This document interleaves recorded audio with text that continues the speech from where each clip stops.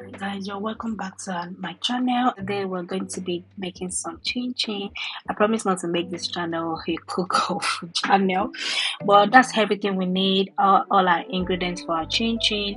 I made a video the last time showing you guys how I made my banana carrot cake, hence why I had lots of ingredients all over the place. For this recipe, one of my friends sent it to me, and I used 3 cups of flour, all-purpose flour, plain flour, whatever flour you have. So far it's not strong flour. Measuring out my 3 cups of flour, and I went in with half of the 250 grams of butter. Just divided into 2. There's no ChinChin without nutmeg and cinnamon. It really gives you that flavor and that nice texture. Like, it's really good if you have nutmeg, and the smell also, the aroma. Went in with cinnamon, nutmeg, salt. There's really no specific measurement. Measure to your taste, and that's me ensuring that every dry ingredient is incorporated together. And what you're looking for is actually a breadcrumb kind of texture. I would advise you use like 1 cup of sugar, or how much sugar you eat anyway. People don't like very sweet ChinChin, but if you want your ChinChin to be very sweet, then you can go in with more sugar. 2 eggs I'm adding to it. I'm using whole milk, so you can use whatever milk you have, but for a very yummy ChinChin, milk is very key. Not overworking my dough, but ensuring that everything comes together, and always go in with more milk, ensuring that it's not too much, especially if you are using liquid milk, because usually the best recipe for ChinChin is, I would say, evaporated milk, something very silkier, vice powdered milk.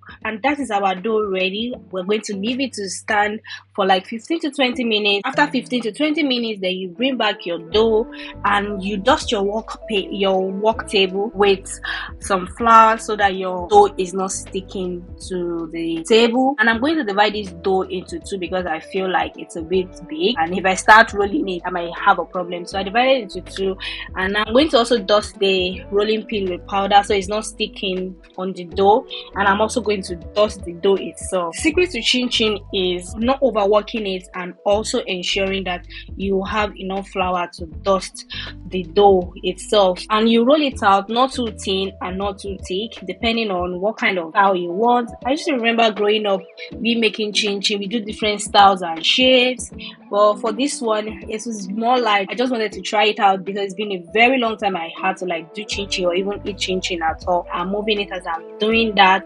and to ensure that it's not too thin. After you've rolled out your ChinChin, you might want to, like, for a particular kind of shape, either rectangular, or make your shape so that when you're rolling it out it's not looking like African map, like it's looking like this. Make it a bit, classic and tidy. And that's me using pizza cutter, which is a very bad idea because it wasn't straight at all. If you have a straight hand and you're not like myself, then you want to like go with a pizza cutter to just give you that nice shape. If you're doing it for your family, it doesn't really matter whether the shape is 100% smooth or right, but if you're going to be serving it to visitors or something, you don't want to like start having different kinds of shape. And as they say, sometimes the first time you try something out, it might not come out really nice, but your next attempt will be better. So that's me just showing you guys how I cut my dough to give it shape before we go ahead fry. I'm going to fast pace this particular video so it's not too long. I'm trying to split the dough separately so it's easy to fry. You heat up your oil, ensure that you use medium heat, it's not too hot, and you dust some flour on the dough itself so that it apart on their own. This is what we have. This is the shape we're going to be working with, and now I'm going to go ahead to fry this ChinChin. If you have a scraper, you can use it to scrape the ChinChin and put it directly into the frying oil, but I used my hand. This is very risky. You have to ensure that you are very careful when you are using this method. Right now, ChinChin, now you need to continually be stirring it to ensure that all the ChinChin, they are well splitted and they are not gumming together so they can fry equally. And to ensure that they don't over fry, you need to continually be mixing it so that everything is going to fry together.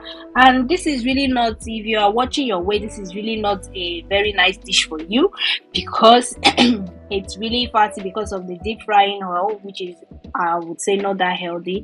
But if you want to have a best outcome, especially with all these small chops food, then you have to deep fry. And that is our yummy chin chin. You can do it this way, or if you have like a very big sieve, even much more easier for you. This is the next one that I'm trying to like cut to ensure that I used a knife for the second dough to ensure that I have a much more better and smoother lines, and it's not just all over the place. And this is me taking my time to ensure that the lines are at least straight, if not perfect. So I'm going to dust it again with flour to ensure that it gets off my worktop easily, and that's me trying to split them apart. I'm going to go ahead to fry them now. This frying, I have to use a bigger pot because they all ended up foaming up and it was all over the place. I learned this method that if you put cooking stick on top of your pot, it stops it from foaming up and all the oil coming out of the pan. What do you think about this trick? I stumbled on it somewhere and I think it probably worked because it actually stopped the oil. This is our final outlook for the chin chin.